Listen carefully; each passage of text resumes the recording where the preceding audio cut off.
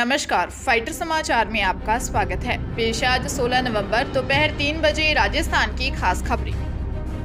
पंजाब के फाजिलका के सादकी, फिरोजपुर के हुसैनीवाला और अमृतसर के अटारी बॉर्डर पर प्रतिदिन होने वाली रिट्रीट सेरेमनी का समय 16 नवंबर से शाम 4:30 बजे होगा। बीएसएफ अधिकारियों के सूत्रों के अनुसार दोनों देशों की सहमति के बाद मौसम के बदलाव के कारण रिट्रीट का समय बदला गया है। वर्णनीय है कि देश के तीनों बॉर्डर पर प्रतिदिन सायंकाल को होने वाली रिट्रीट सेरेमनी पर बीएसएफ के जोश को देखकर सभी में देशभक्ति का जोश बढ़ जाता है और हजारों की तादाद में दर्शक रिट्रीट सेरेमनी को देखने के लिए पहुंचते हैं। प्रदेश में 25 नवंबर को होने वाले चुनाव में मतदाताओं को फोटो युक्त पर्ची की जगह 5 दिन पहले क्यूआर कोड वाली वोटर स्लिप मिलेगी। इसको स्कैन करते ही उनकी जानकारी के साथ ही विधानसभा क्षेत्र और मतदान केंद्र की जानकारी मिल जाएगी। इससे मतदाताओं को मतदान केंद्र खोजने के लिए इधर उधर भटकना नहीं पड़ेगा।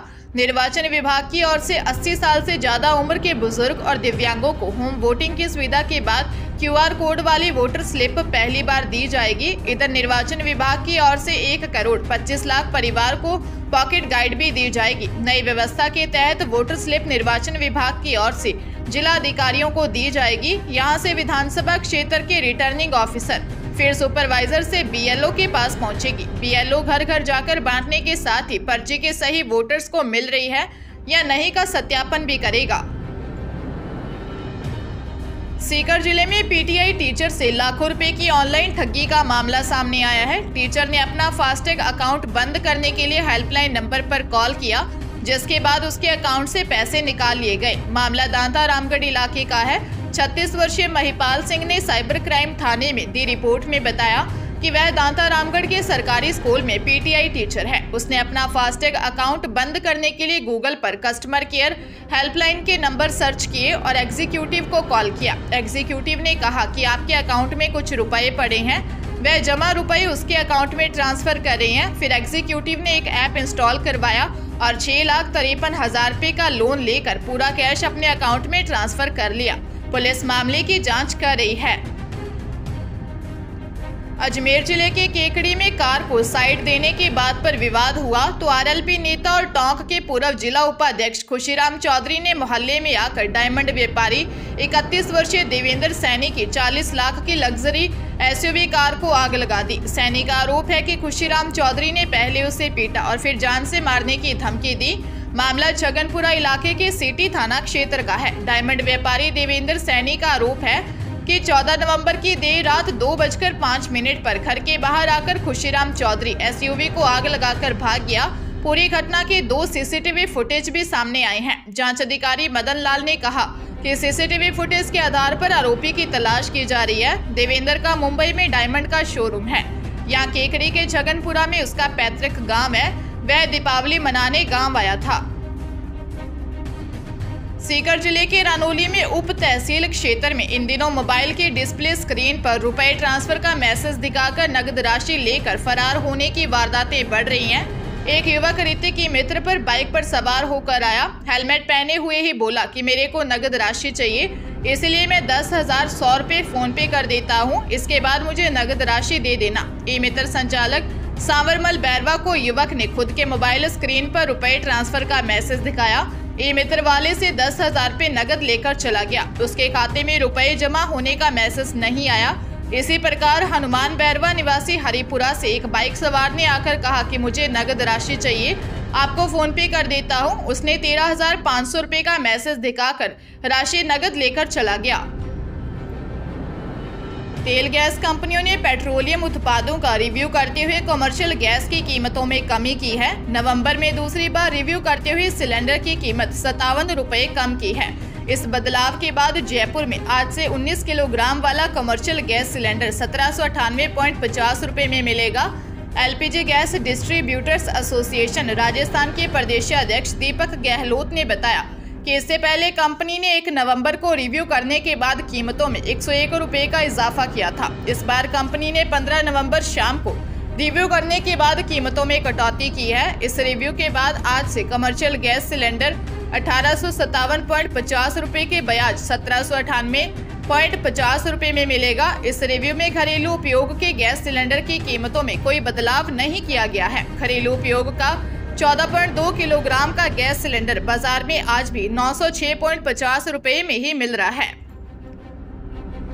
आजादी के बाद राजा और उनकी राजशाही भले ही खत्म हो गई, लेकिन पूर्व राज परिवारों को राजस्थान की सियासत में आज भी खासा दखल है।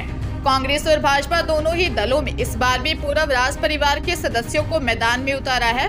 बीजेपी में सबसे ज्यादा 5 पूर्व राज परिवार शामिल हैं। जयपुर, धौलपुर, बीकानेर और कोटा के राज परिवार बीजेपी में शामिल हैं। वहीं कांग्रेस में भरतपुर और अलवर के पूर्व राज परिवार हैं।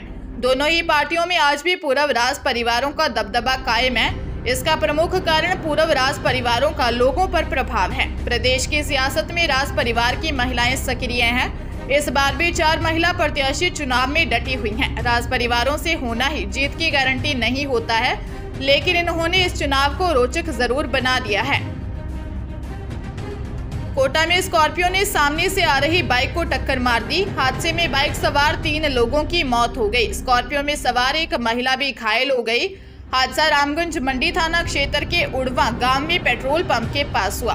भाई दूज पर युवक मां और बहन को बाइक से लेकर ननिहाल जा रहा था। सूचना पर पहुंची पुलिस ने तीनों को अस्पताल पहुंचाया, जहां युवक को मृत घोषित कर दिया। मां और बेटी ने झालावाड़ में उपचार के दौरान दम तोड़ दिया। सीआई मनोज कुमार ने बताया कि भवानी मंडी के पचपहाड़ निवासी 25 वर्षीय हितेश मेवाड़ा उर्फ पिंटू भाई दूज पर 41 वर्षीय मां कमलेश और 17 वर्षीय बहन पूजा को बाइक से लेकर ननिहाल चेचट क्षेत्र के दाहोद गांव जा रहा था।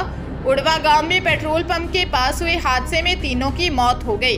पुलिस ने स्कॉर्पियो को जब्त कर ड्राइवर नवीन को हिरासत में ले लिया है। राजस्थान में चुनाव के 8 दिन शेष हैं। ऐसे में कांग्रेस और भाजपा अपने बागी प्रत्याशियों पर कार्रवाई करने में जुटी हुई है। बीते दिनों में भाजपा अब तक अपने 5 प्रत्याशियों पर कार्रवाई कर चुकी है। वहीं कांग्रेस भी अब कार्रवाई करने में पीछे नहीं है। कांग्रेस ने भी अपने 50 बागियों को पार्टी से 6 साल के लिए निष्कासित कर दिया है। कांग्रेस ने अपने 2 मौजूदा विधायक और 7 पूर्व विधायकों पर भी कार्रवाई की है।